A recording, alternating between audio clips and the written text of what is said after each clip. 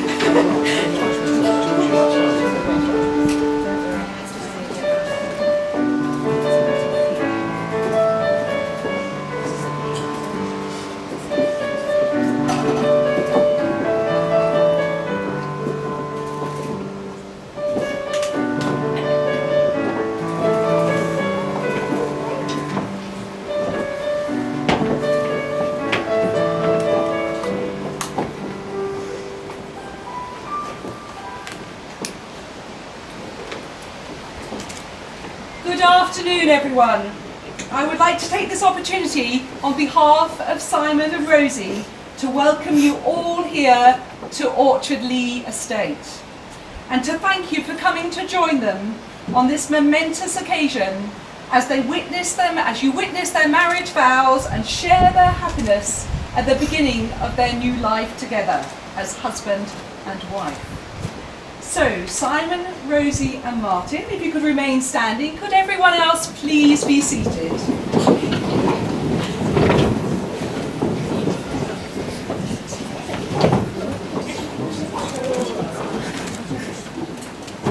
Ladies and gentlemen, in past times, it was the custom for a young woman to be under the authority, care and protection of the man who was the head of the household.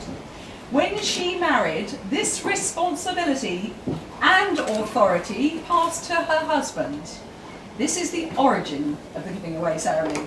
Times have changed, but some traditions we do still honour here today. So therefore, I have a very important question for Martin. Do you give your daughter Rosie's hand in marriage to Simon? No. Thank you very much, Martin. Please be seated.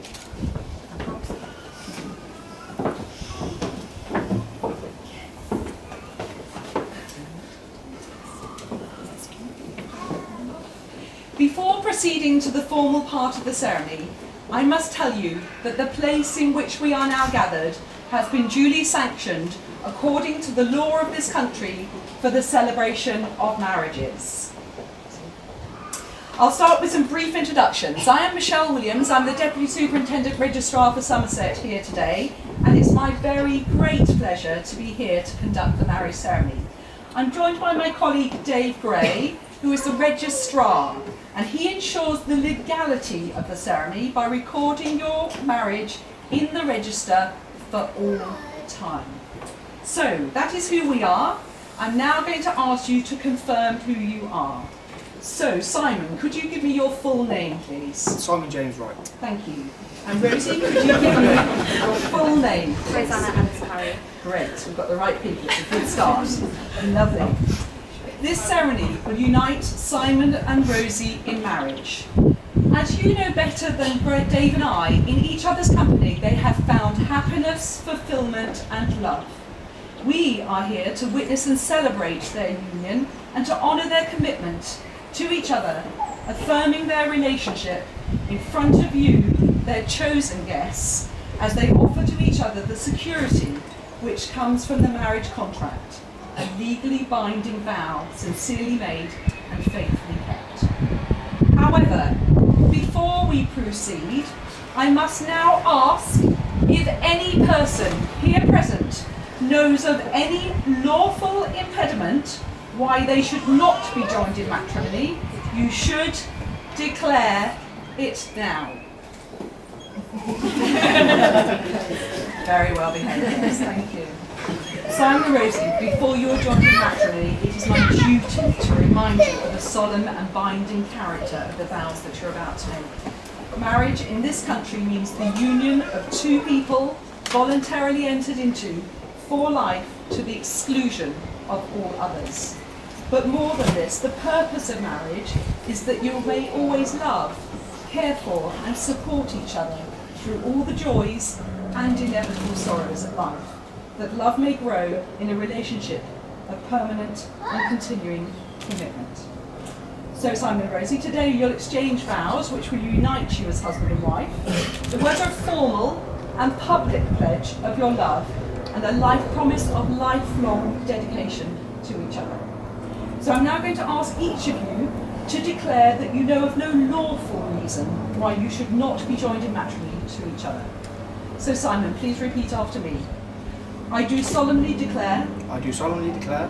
That I know not. That I know not. Of any lawful impediment. Of any lawful impediment. Why I, Simon James Wright. Why I, Simon James Wright. May not be joined in matrimony. May not be joined in matrimony.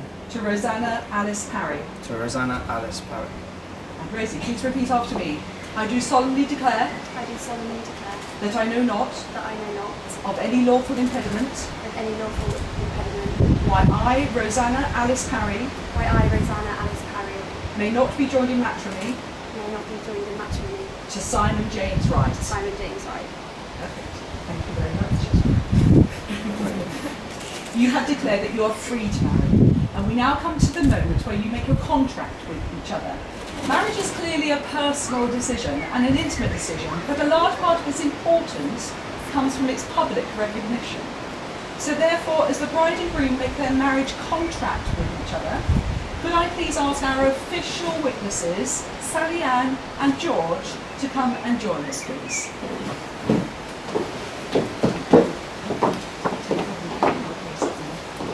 Would you like to turn and face each other?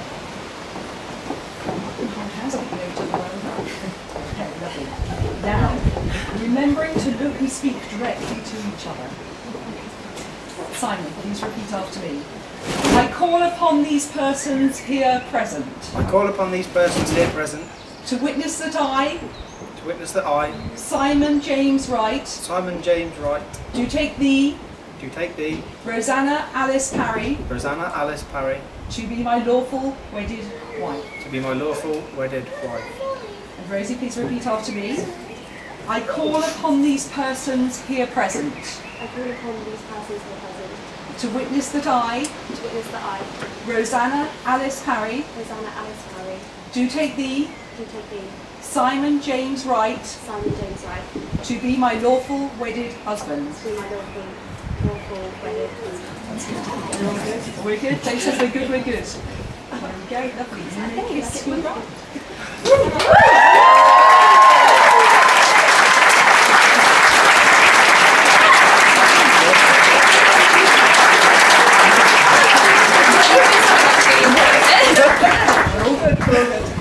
Okay, so thank you to all of you here today for witnessing the vows that Simon and Rosie have just made to each other. And a special thank you to our witnesses, Sally Ann and George. Thank you very much. Please be seated. Ladies and gentlemen, one of the lovely things about our ceremony here today is that our couple are able to personalise their ceremony, and with special readings which hold particular meaning and significance to them. So could I please ask Yasmin to step forward to share a reading with you, please?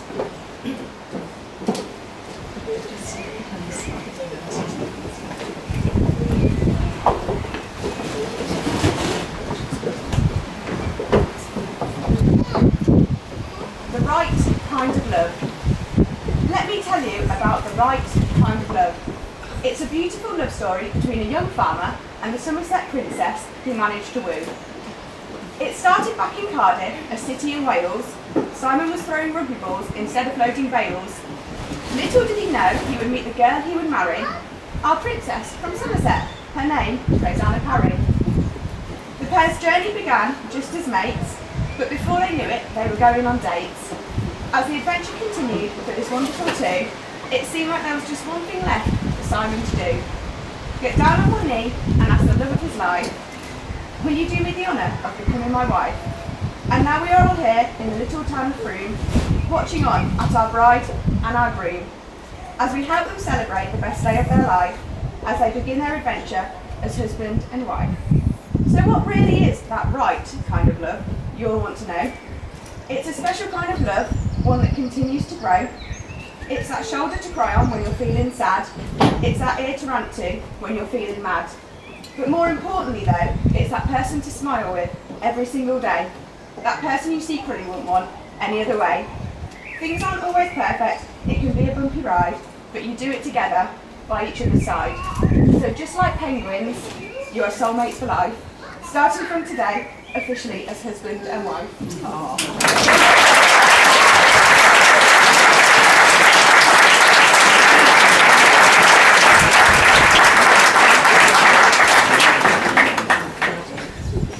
We come to the giving of rings. This is the ancient and traditional way of sealing the marriage contract that you have both made. The wedding ring is an unbroken circle. It has no beginning, it has no end. It symbolises unending and everlasting love, and is an outward sign of the lifelong promises that you have made to each other. So, could I please ask Ed to step forward with the rings? We will need Rose's ring first, please. Okay, Simon, we'd like to turn and face each other, please. Right. Simon, if you would like to take Rose's ring and place it on the tip of the third finger of her left hand and hold it there, and repeat after me, speaking directly to Rosie. I give you this ring I give you this ring as a sign of our love. as a sign of our love. I promise to be faithful, I promise to be faithful, loving and loyal for always. loving and loyal for always, To cherish you to cherish you through good times and bad, through good times and bad, and to respect and honour. to respect and honour.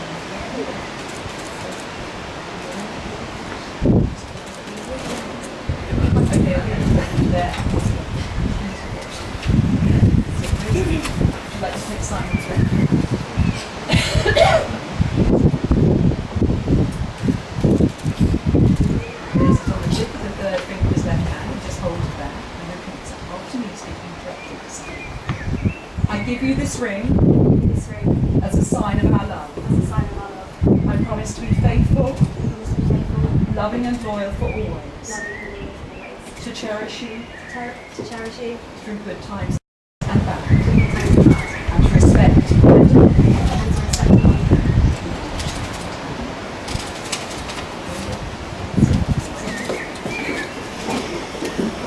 Ladies and gentlemen, would you please stand?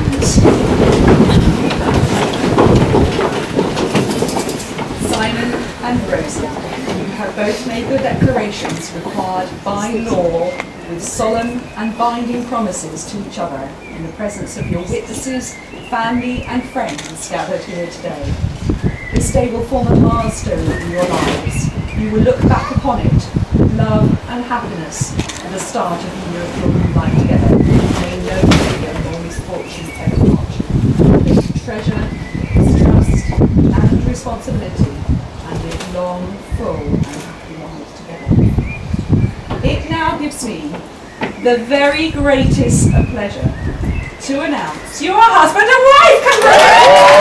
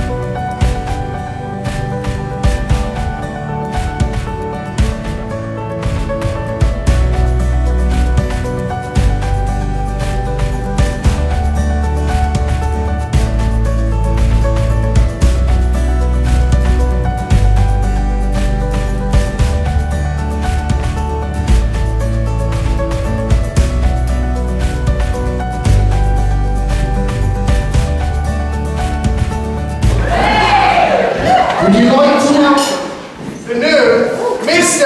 and Mrs. Wright, Simon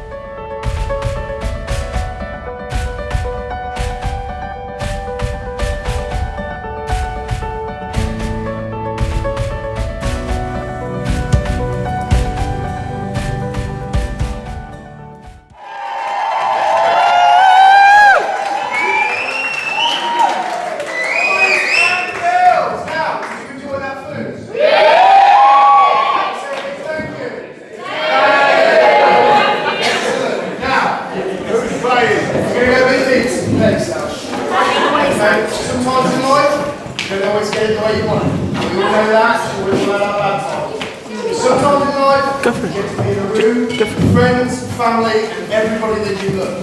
And it means something, okay? So take a second, appreciate where you are, who you're with, full of love. Okay?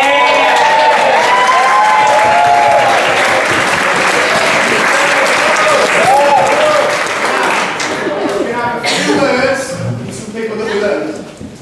Martin's going to start us off.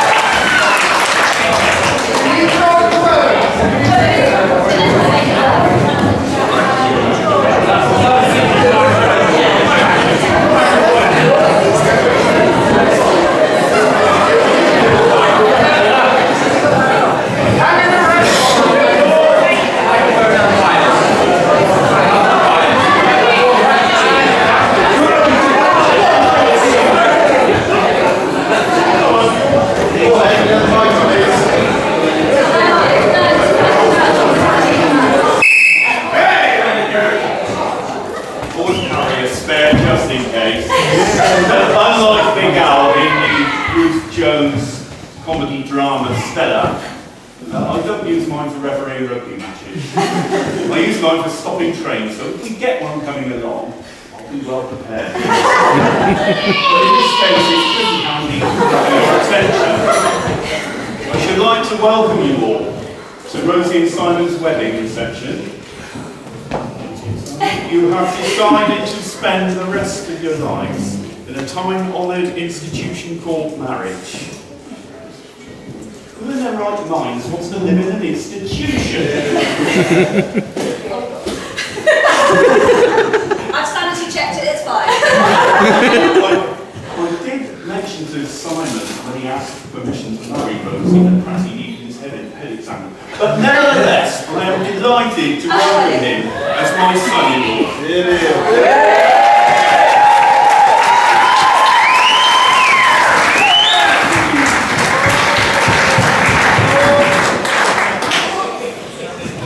It's the custom of the father of the bride to offer his new son-in-law some advice in his wedding speech.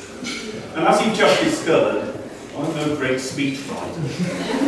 So I have turned to John Lennon and Paul McCartney for a little help. It's one over I'm young. Now many of you, and I include Kim and Angie in this, are far too young to be familiar with the amazing music that rocked the 1960s. Despite my youthful good looks and voice charm. But anyway, here goes. This comes to you with love from me to you.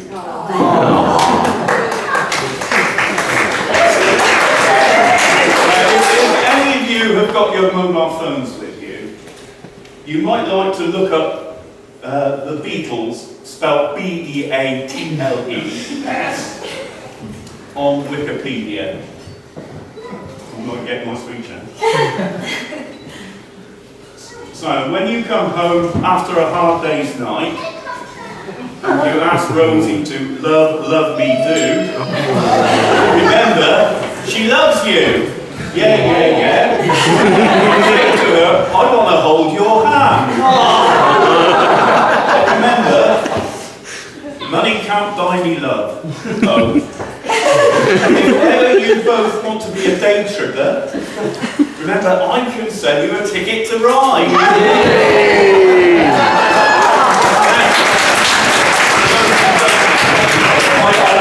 I station ticket on this. And I can send you on a magical mystery tour. You may visit the Fall on the Hall Hill, or you might even go to Penny Lane, Strawberry Fields. Although I can't arrange for you to go there in a yellow submarine. Rosie and Simon, as you go down the long and winding road, remember that the secret ingredient to a happy marriage is all you need is love. If you ever feel you want to get back to yesterday, just remember we can work it out and say to yourself, I'll get by with a little help from my friends. Remember, you have something. Yes, I know, that was one of George Harrison's. It seemed quite nice. Remember, you have something special, so come together and you'll both be able to say, I feel fine, 8 days a week. Now, before the time comes for me to say hello, goodbye, and let it be, I must tell you, Rosie, you will still be my beautiful little girl when I'm 64. Yes, David, I know, it won't be long yet. Yeah.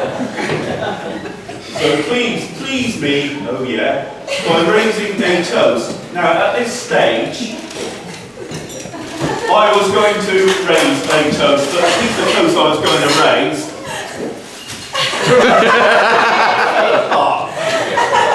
Now, I was asked to actually include that bit in my speech by the chief bridesmaid, Monica. Oh, sorry, I mean Julianne. Yes, I love Friends as well. Jules thought this must be included, as Rosie is a Gavin and Stacey fan.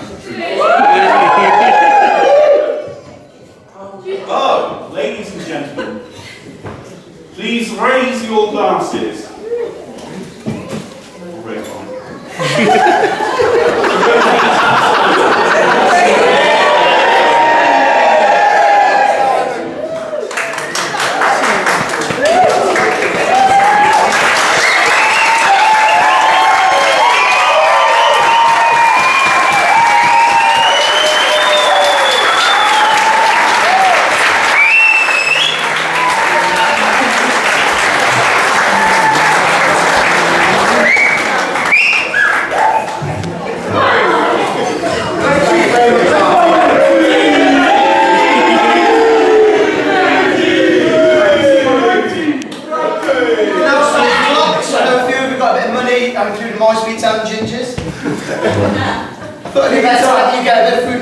Before I do my speech, and I hope it might make me seem a little bit funny.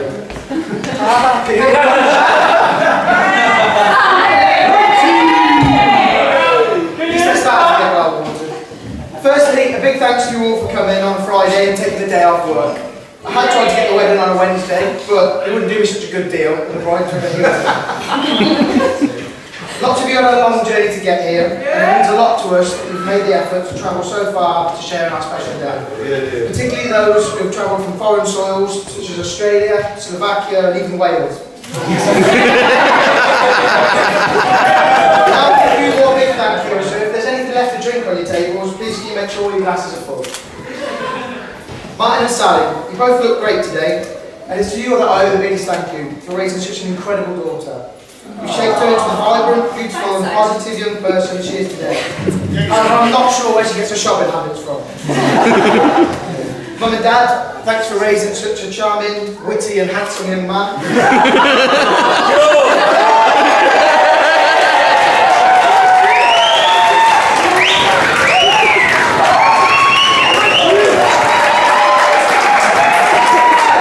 George does look good today.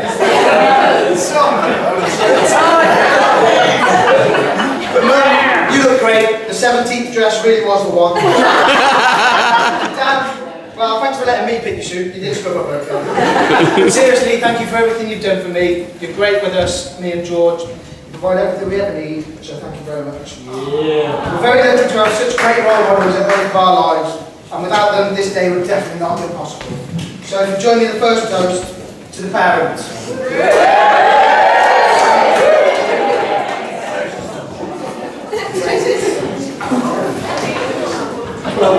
I feel incredibly lucky to be able to share this day with 3 of my grandparents. Sadly, my wife, however, is not. I never got to meet any of Rosie's grandparents, but I'm sure they, along with Jack, are looking down at us with pride today. So please would you join me in another toast to absent friends and family.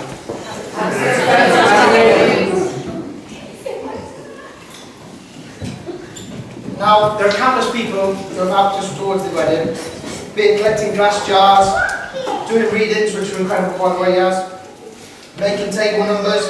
You know who you are, and thank you very much for your effort. In particular, I'd like to thank 2 people who completed very arduous tasks in the name of friendship. Darren, the cake looks absolutely incredible, and I think you should all try the drumstick flavoured layer later on. And Elaine, who's not here but will be joining us this evening, has created all the beautiful edible flower sweets. So I think you'd all agree that the best way to thank them is to make sure it's all gone by the end of the evening. I'll do my best. But you may have noticed also, there's about 50 or so ushers and bridesmaids roaming around. I feel privileged to say that I have so many close friends, and there could have been many more. These are very special people to both of us, and I'd like to thank them all for helping us deal with the build-up to this wedding and everything else in our lives. They're always there. But a special thanks must go to Julianne, who led the most organised hen do I ever had.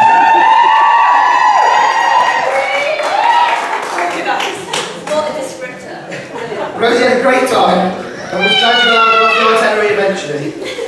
But happened there was a team of bridesmaids who I'm sure you'll all agree look absolutely incredible today.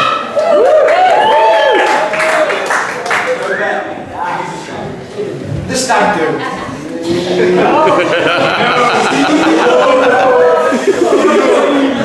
Ginge, you did a fantastic job, mate. Keeping 20 lads entertained in Poland wasn't easy.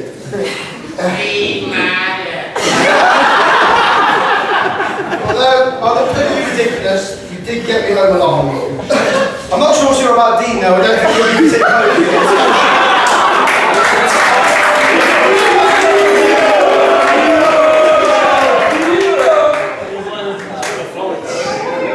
And how long did you want? Who'd have known that when you started following me around the house party on the first night of university 9 years ago, we would be here today. And if you never took the courage to ask me out, who knows? I think there's a theme. Yeah, he believes it. But seriously, the day I asked you to marry me was one of the best of my life. You're the perfect blend of loyal, kind and strong. You look absolutely stunning today. I'm happy to say that while others only get glimpses of this, I'm going to get to share every single day with you and get the whole package.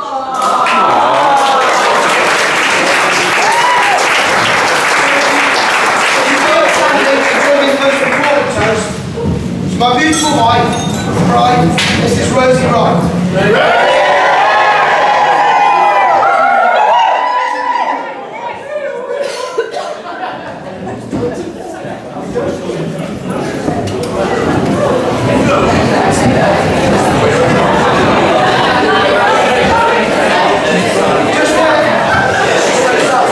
Just on a final note, before I hand you over to best man Jim,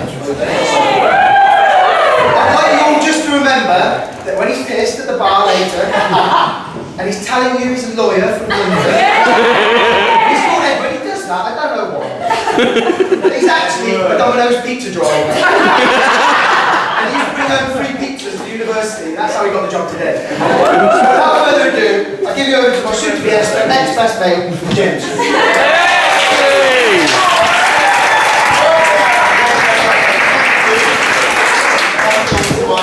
That's very kind of you.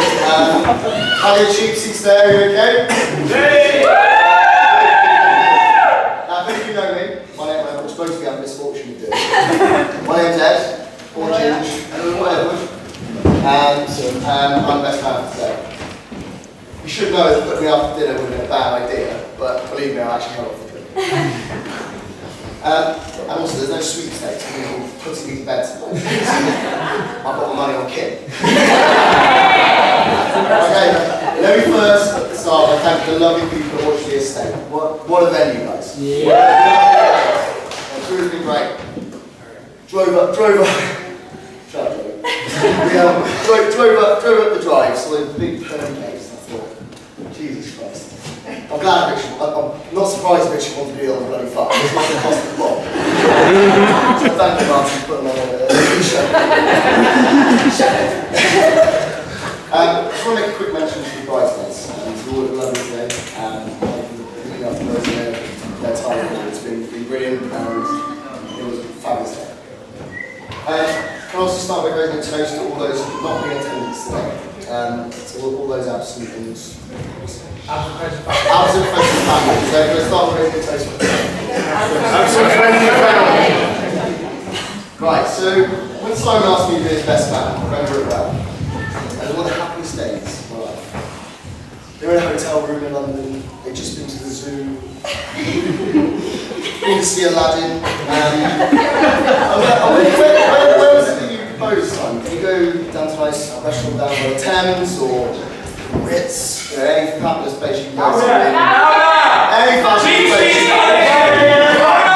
Any fabulous place you could take her to in London, but no. We took her to a steakhouse called the Big Easy. She incidentally was very sick at university.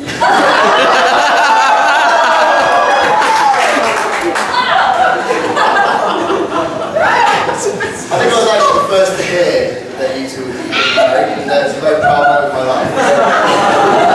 It was genuinely a watershed moment of my life. My best friends getting married, this evergreen couple that I've spent the past 9 years of my life with. I must admit, I cried a bit. Was it the drink? Probably. Or was it the pure joy that these two wonderful people were committing to something incredible, something everlasting? Today, it's been incredible so far, and I'm so proud to call these two my best friends.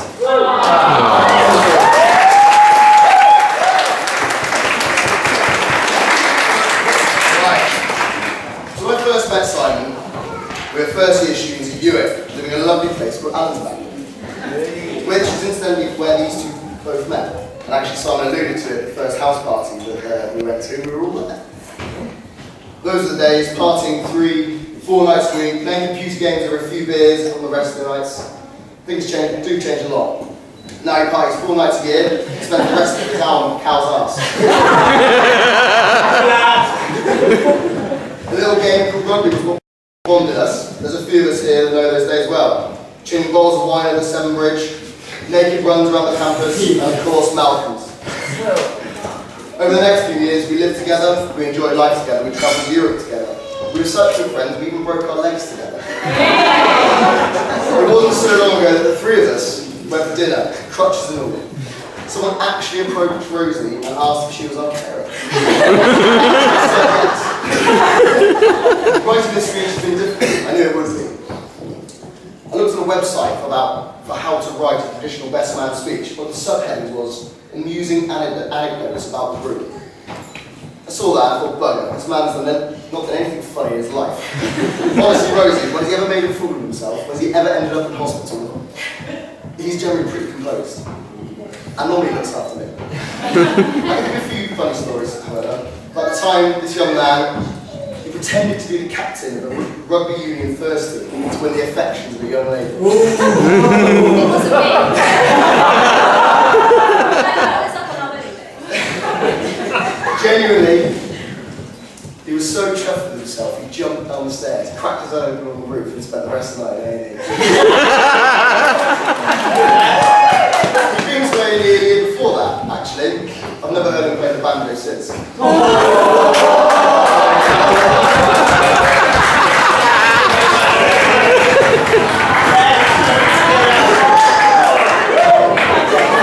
This is a man who can play nicknames. Son is like Curtis Gordon. The R-Bar. Simon right today. Weighty, Simon six-skin. He's also a man that's been known to eat a kilo of marzipan at Christmas. To walk out for his adopted nation Wales at the Commonwealth Games in a wheelchair. To spare blind, he wouldn't be attending an event, only to turn up very late. He's someone who's even started dating a girl at university because she lived close to the local sandwich shop. That girl is incidentally sitting next to him.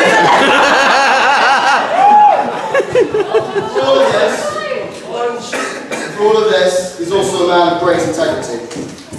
Someone that listens when you need him to catch you when you fall, to tell you when you're wrong and advise you how to do right, to laugh with, to relax with, to believe in.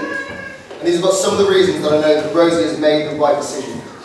I joke about Simon not doing anything wrong so that we can all laugh at him, but maybe that is a sign of the man.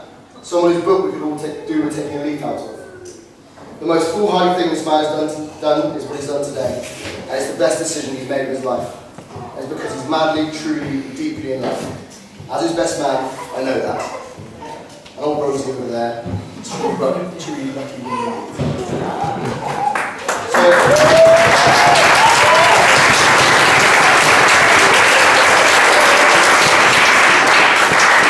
I asked the family to give me a few sort of stories when he was younger, when I didn't know him, to say all the, you know, sort of share in some of the memories that you've had with Simon. And when Simon was 4, the teachers of the local nursery, they came for a home visit to size the family up and see if Simon was going to be appropriate for that nursery. And I'm told they would proudly waddle around his little yellow wellies, showing the teachers around the farm, and proudly parading his pigs. When nursery started, the teachers asked him in front of the class how the pigs were, and in his true, straightforward manner, he said, "They're lovely, they're all chopped up in the freezer and ready for dinner."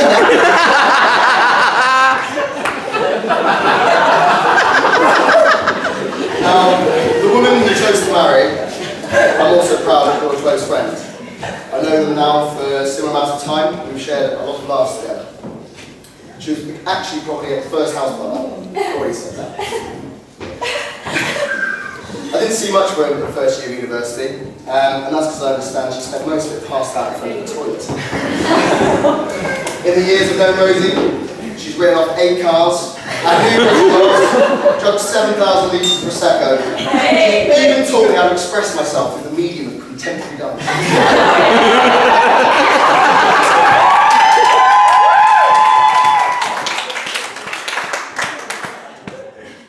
She was always taught me awful lot.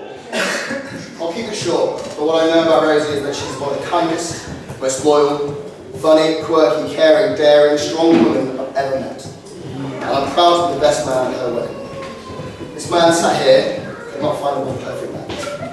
There'll be ups and downs as there are in any relationship, but from the day they became boyfriend and girlfriend, the Simon was jetting around the world and Rosie supported him every moment. I knew that this was something special, something everlasting, and I just wanted to take this chance to present her. Oh my God, I've left the present home.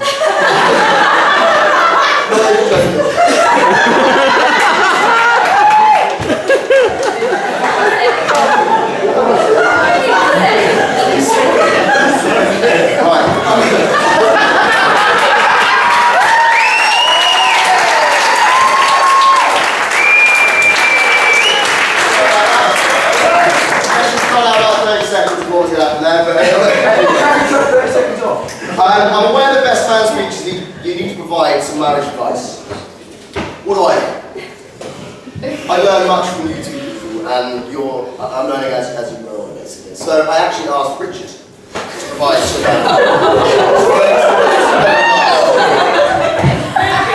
and to quote Richard, who's a lovely man, he said, "The key to a long marriage is being able to develop selective hearing after a few years." Agree to everything, do your own thing. Just remember, with one wrong word, all we brownie points this call. And look at this man today, he's happily married to a beautiful woman, so, you know, he's not doing something, he knows a thing or two. But I'm going to sign off now with these few words. Simon and Rosie taught me a lot, how to laugh, how to cry, how to live, how to love. I don't let it on very often that I'm looking for their advice, but I do seek it and I listen to what they say. I could not ask for better friends, and I could not be happier for this lovely new couple. Seeing you getting married today is one of the happiest days of my life, and I wish you all the best in the future of yours. Now, please be upstanding, while I raise the final toast to the new Mr. and Mrs. Wright.